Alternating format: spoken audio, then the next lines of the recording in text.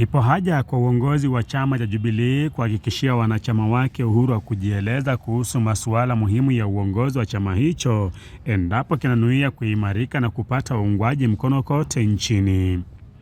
Haya ni kwa mujibu wa aliyekuwa mbunge wa Nyeri Mjini Ngunjiri Wambugu, ambaye amesema kuwa chama hicho kimeanza kuwakandamiza wanachama wanaojaribu kutoa maoni yao kuhusu masuala muhimu ya chama.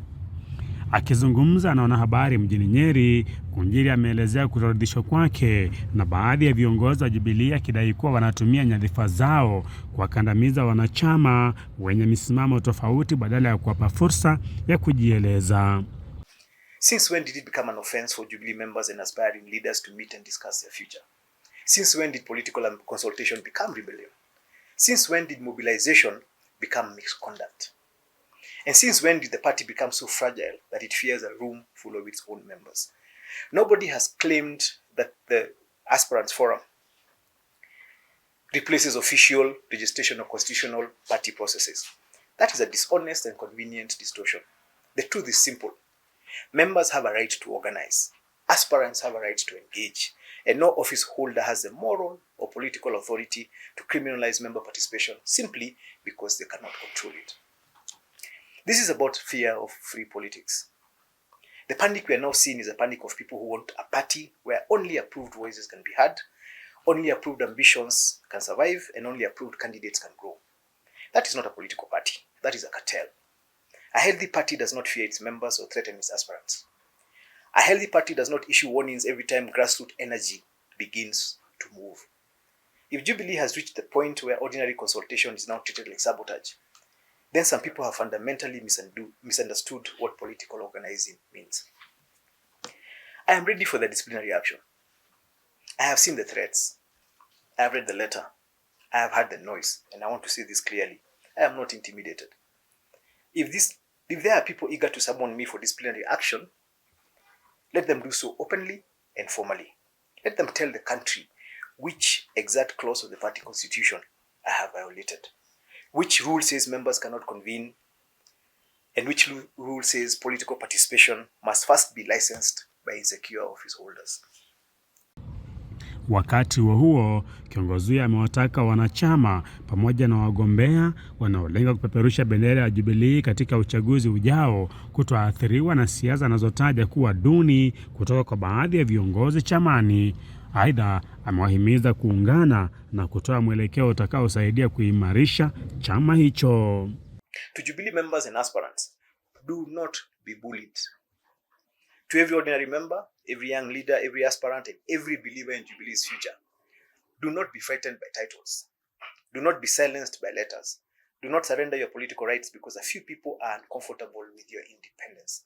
Jubilee belongs to its members. Jubilee ni sisi. Not to gatekeepers, not to political brokers, and not to frightened officials hiding behind letterheads. We will continue to engage. We will continue to mobilize. We will continue to organize. And we'll continue to defend the right of Jubilee members to participate fully and freely in the future of our party. My final word, the future of Jubilee will not be built by threats. It will not be built by intimidation. It will not be built by fear. It will be built by members who refuse to be bullied out of their own party. And that is exactly why this fight is important and why this fight matters. Jubilee ni sisi. Jubilee ni home.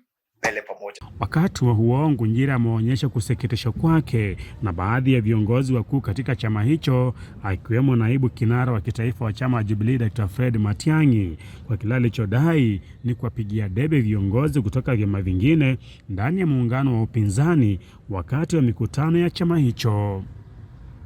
Ngunjiri anasema kuwa hatua hiyo inaleta mikanganyiko miongoni mwa wanachama, akishikilia kuwa licha ya Jubilee kuwa sehemu ya muungano wa upinzani, ni muhimu kwa chama hicho kunadi sera na ajenda zake badala ya kuhimiza sera na vyama vingine tanzo katika muungano wa upinzani kama vile DCP. It was very, very embarrassing for me to mobilize members of the Jubilee party to Nyeri without any support of the party.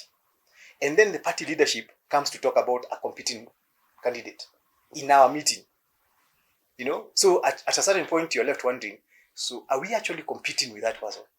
Because when you call for a meeting and you have 2,000 people who are members of Jubilee who have come, and then the leadership, the deputy party leaders actually, including the presidential candidate, starts telling these people, by the way, we are also working with so and so. Who has competitors here? So the membership is left wondering, are we competing with these people, or are we in a coalition that has not been announced? If we're in a coalition, they should do what UDA and ODM has done. They do agreement, we know, we challenge it. If we are not, I have never had our competitors talking about our candidate or talking about our party in their meetings. But for some reason, our candidate and some of our national leaders, when we hold Jubilee meetings, they feel like they have an obligation to talk about other candidates and explain how close they are with those other candidates. What are they scared about? What are they trying to manage?